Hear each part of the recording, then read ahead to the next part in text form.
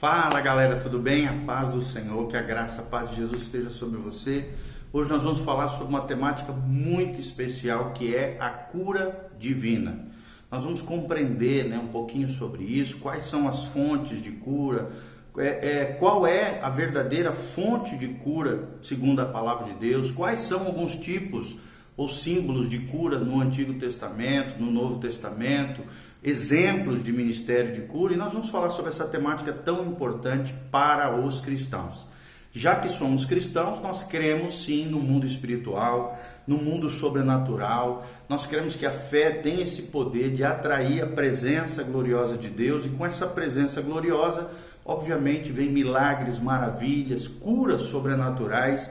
Então eu queria deixar esse desafio para você. Se você ainda não segue o nosso canal, siga-nos aqui, clica aqui, siga o nosso canal, dá um joinha, faça seus comentários no final desse vídeo, deixe para nós aí um relato, um testemunho de talvez uma cura sobrenatural, uma experiência que você teve com Deus. Relate aqui para nós, ou da onde você está falando, mande um abraço para nós, da sua cidade, do seu estado, do seu país talvez, nós temos pessoas de outros países que estão aqui conosco. Então nós vamos falar um pouquinho sobre isso, a cura divina. E aqui também no link desse vídeo nós temos todas as nossas redes sociais, onde você pode entrar ali e manter contato conosco. Glória a Deus, louvado seja o nome do Senhor. Então, o que nós podemos falar sobre a cura divina? Uma das grandes verdades, tanto no Velho Testamento quanto no Novo Testamento, é essa doutrina da cura divina. Não devemos confundir, é claro, a cura divina com a cura pela fé. São duas coisas diferentes, mas que, é claro, se relacionam. A fé é o canal pelo qual a cura é recebida, e a fonte da cura é o que determina se a cura é divina ou não. Nós vamos explicar logo abaixo um pouquinho mais sobre esse assunto nesse vídeo que nós estamos falando. O primeiro destaque que nós trazemos aqui é as doenças e os males, segundo o ensino da palavra de Deus. São uma bênção ou uma maldição? Talvez seja a primeira pergunta que esteja permeando aí no profundo do seu coração. E a primeira resposta é que são chamados de maldição, segundo Deuteronômio, 28, de 1 a 61, existem sim enfermidades, doenças, pragas, pestes, que sim são maldições que vêm sobre a terra através de pecados, de erros, de falhas humanas. Sim, existe isso, maldições relacionadas a doenças e males. Você pode ver isso em Deuteronômio 28, de 1 a 61. O pecado, querido, e as doenças vieram sobre a raça humana por causa, sim, da desobediência do nosso primeiro pai lá, que foi Adão. Então, através de Adão, diz lá Romanos 5,12, olha o que diz o apóstolo Paulo, ele diz: portanto, assim como por um só homem entrou o pecado no mundo, e pelo pecado a morte, assim também a morte passou a todos os homens, porque todos pecaram. Ou seja, todas as doenças, males e a própria morte em si, a morte física, veio por causa do pecado de Adão, lá no início, no Gênesis, mas também por causa do pecado de toda a humanidade. Mas aí vem aqui a solução de Deus, no Calvário, na cruz do Calvário. Cristo resgatou-nos de toda maldição. Glória a Deus por isso. Ou seja, Cristo nos resgatou da maldição da lei, fazendo-se Ele próprio maldição em nosso lugar. Porque está escrito na Bíblia Sagrada: maldito todo aquele que for pendurado em um madeiro. É o que nós vemos na palavra de Deus, e nós cremos nessa realidade espiritual. Então, ao mesmo tempo que tem a tragédia do pecado, das doenças, dos males que vieram através do pecado dos nossos primeiros pais, e também como fruto muitas vezes dos pecados humanos e falhas e erros humanos, nós temos uma esperança da cura, da restauração, da benevolência da parte de Deus a partir do sacrifício de Jesus no Calvário. Cristo nos resgatou de toda maldição, por isso podemos ser curados. E é claro que existem vários tipos de cura, nós vamos estar falando um pouquinho sobre essas coisas, tá bom? Que é a nossa segunda pergunta aqui: quais são algumas fontes de cura? Quais são algumas fontes de cura? É a segunda pergunta que nós deixamos aqui. Em primeiro lugar, a Bíblia menciona sobre a cura natural. cura natural. Está lá em Provérbios 17, 22, a Bíblia Sagrada diz: o coração alegre, né, é um bom remédio, mas o espírito abatido faz secar os ossos. E o que nós estamos tentando falar baseados nesse versículo? Que o corpo humano tem em si mesmo um ministério de cura dado pelo próprio Deus no próprio sistema biológico. É o que os especialistas chamam de sistema imunológico, que sim tem relação a como está o nosso espírito, a como está a nossa alma. Por isso esse versículo de Provérbios 17, 22. O coração alegre aformoseia, né, o rosto, diz a Bíblia. É um bom remédio, mas o espírito abatido faz secar os ossos. E aí surgem, né, as doenças psicossomáticas e coisas relacionadas a isso. Você também pode ler no Salmo 32, quando fala ali sobre o pecado e o arrependimento, né, essa relação entre essas duas coisas. O Salmo 32 menciona também sobre o poder maléfico do pecado e a solução com relação a esse vírus mortal chamado pecado, que é o arrependimento, a confissão, o reconhecimento das nossas falhas diante do Senhor. Cura natural é a primeira fonte de cura. A segunda delas que nós vamos mencionar é a cura medicinal. Está lá em Mateus 9,12, a Bíblia Sagrada menciona ela. Mas Jesus, diz a Bíblia Sagrada, disse: os sãos não precisam de médico, e sim os doentes. Ou seja, Jesus reconhece aqui que existe uma outra fonte de cura, que são os médicos. Está aqui em Mateus 9,12.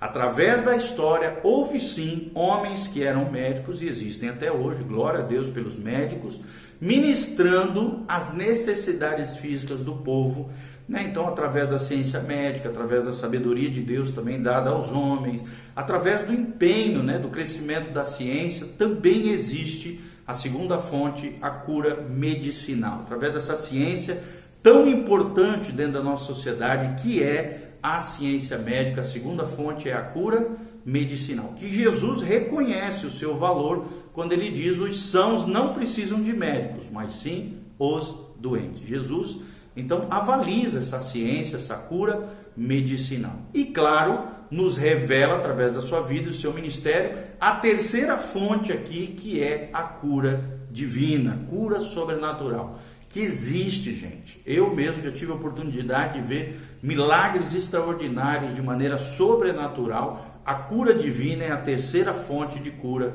segundo a palavra de Deus. Está lá no Salmo 103, versículo de 1 a 4, a Bíblia diz: bendize a minha alma ao Senhor, tudo que é em mim, bendiga o seu santo nome, bendize a minha alma ao Senhor, e não te esqueça de nenhum dos seus benefícios. É Ele quem perdoa as tuas iniquidades, aqui o problema do pecado, quem sara as tuas enfermidades. Olha que promessa tremenda. É Deus quem sara você de todas as tuas enfermidades. Ele pode, Ele é capaz, como diz no canto do Ron Quinolle, né? God is able. Deus é capaz. A cura divina é a terceira fonte. É Ele quem sara das tuas enfermidades. O salmista continua dizendo: é Ele quem da cova redime a tua vida. Aqui nós vemos o poder da ressurreição. Até sobre a vida e a morte Deus tem poder, e é Ele quem te coroa de graça e misericórdia, diz o salmista. Então, este aspecto, que é a cura divina, é quando Deus prevalece sobre a natureza física humana para produzir sobrenaturalmente a cura física sobrenatural sobre os seres humanos. Então, três fontes de cura: cura natural, que brota do próprio homem, sistema imunológico, a capacidade que o homem tem de se curar através dos mecanismos de defesas biológicos que nós temos. Segundo, a cura medicinal, através dos médicos, da ciência médica, dessa coisa tão tremenda. E terceiro, a cura divina, sobrenatural, que é a nossa ênfase aqui nesse vídeo. Terceira perguntinha: qual é a fonte da cura divina? Nós vimos que a fonte é a expiação, ou seja, a obra de Cristo na cruz do Calvário. Está lá em Isaías 53. E Mateus também, 8, de 16 a 17, coloca aqui que a cura na expiação, ou seja, no sacrifício de Cristo na cruz do Calvário, quer dizer que Jesus Cristo não só carregou nossos pecados, mas também levou sobre si todas as nossas enfermidades em seu corpo, lá no madeiro, conforme diz a palavra de Deus. 1 Pedro também, 2,24, menciona isso, e nós vamos falar aqui para você. 1 Pedro 2,24 diz: carregando ele mesmo, ou seja, Jesus, em seu corpo, sobre o madeiro, a cruz aqui, os nossos pecados, para que nós, mortos aos pecados, vivamos para a justiça. Por suas chagas fostes sarados, é o que diz a palavra de Deus em Gálatas 3:13, é o que nós aprendemos à luz da palavra de Deus. E a quarta perguntinha que surge: quais são alguns tipos ou símbolos, metáforas, de cura lá no Antigo Testamento?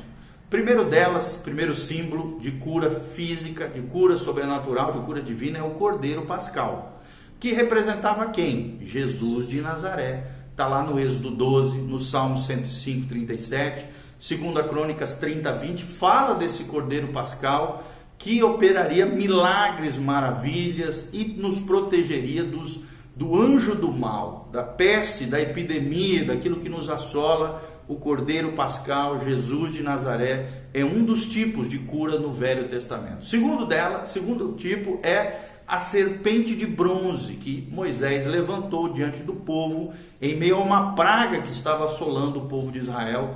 Está lá em Números 21, João 3,14 também menciona esse símbolo da serpente de bronze que curou.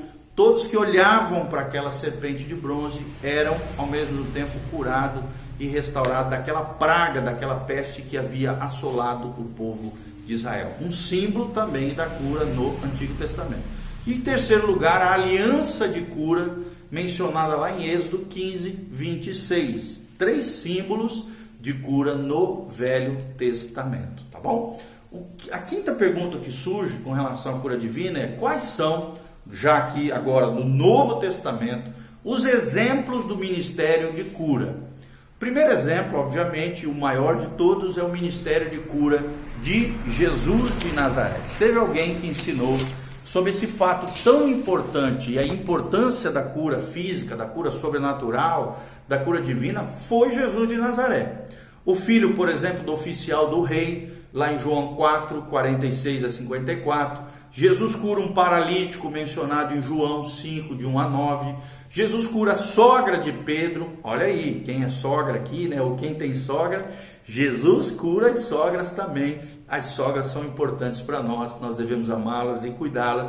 E Jesus também tem poder sobrenatural para derramar sobre as sogras. Mateus 8, 14 a 17 menciona a sogra de Pedro.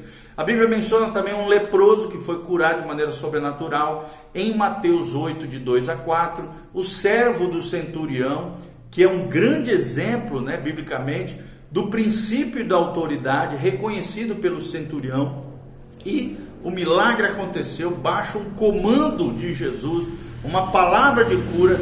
Jesus demonstrou a sua autoridade messiânica através da cura do servo do centurião. Também dos 2 cegos mencionados na Bíblia, em Mateus 9, 27, 31, um surdo e mudo que foi curado em Marcos 7, 31 a 37, o ministério também não só de Jesus, mas também dos 12 apóstolos cheios do Espírito Santo, em Mateus capítulo 10, de 1 a 11, mostra que eles fizeram grandes sinais, grandes curas divinas, grandes milagres. O ministério também dos 70 discípulos enviados por Jesus, lá em Lucas 10, de 1 a 24, fala sobre esses poderes sobrenaturais, curas, milagres, expulsões de demônios. Então, além de Jesus, os 12 discípulos, 70 discípulos e a igreja primitiva, é o quarto princípio que nós ensinamos aqui, também exerceu o ministério de cura e está disponível para nós hoje também, diferente do que pensam os cessacionistas, que acham que somente nos primórdios da igreja os poderes sobrenaturais, milagres, profecias estavam disponíveis. Nós, pentecostais, por mais que venhamos de igreja histórica, aqui igreja batista, mas uma igreja batista avivada, nós cremos sim que o poder de Deus, as curas sobrenaturais, a cura divina, não cessaram, estão disponíveis, principalmente agora na era da igreja, essa experiência, esse vislumbre do poder sobrenatural que também há de ocorrer no reino milenial. Nós podemos experimentar agora, aqui e agora, na época da igreja. Então a igreja primitiva também exercia poder sobrenatural, baseado no poder de Deus, obviamente, relatado em Marcos 16, 14 a 20, em Atos 5, de 12 a 16, Atos 19, de 11 a 12, nós vemos vários sinais de prodígios e maravilhas operados pelos patriarcas, os pais da igreja primitiva e os apóstolos de Jesus Cristo, bem como os seus sucessores. Uma sexta pergunta surge aqui: como é que nós podemos receber a cura divina? Em primeiro lugar, gente, com a fé em Cristo. Está lá em Hebreus 11:6 e Marcos 6:5, nos ensina que o primeiro pilar para recebermos a cura é a fé em Cristo. Segundo pilar é a oração da fé e a unção com óleo, mencionado lá em Tiago 5,14. A Bíblia diz: se está alguém entre vós enfermo, chame os presbíteros, unjam com óleo, e a oração de fé de um justo pode muito em seus efeitos.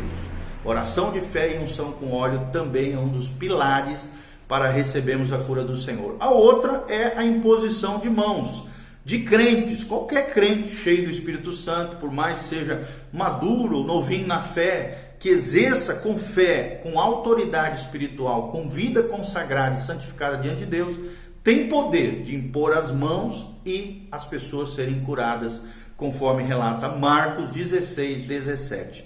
Também nós vemos o exemplo de lenços que eram levados debaixo de uma oração, dos apóstolos. Esses lenços eram levados, no caso aqui do apóstolo Paulo, eram levados, e através do toque daqueles objetos ungidos, não que os objetos em si tenham poderes sobrenaturais, mas simbolicamente aqueles objetos carregavam uma unção, a unção apostólica, a unção de cura, que curava, milagres e maravilhas aconteciam através de lenços baseados em oração.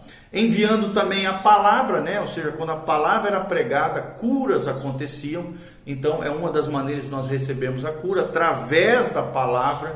Salmo 107:20, Mateus 8:8 menciona isso. Através também dos dons do Espírito Santo. Um dos dons, dos 9 dons espirituais, é o dom de cura.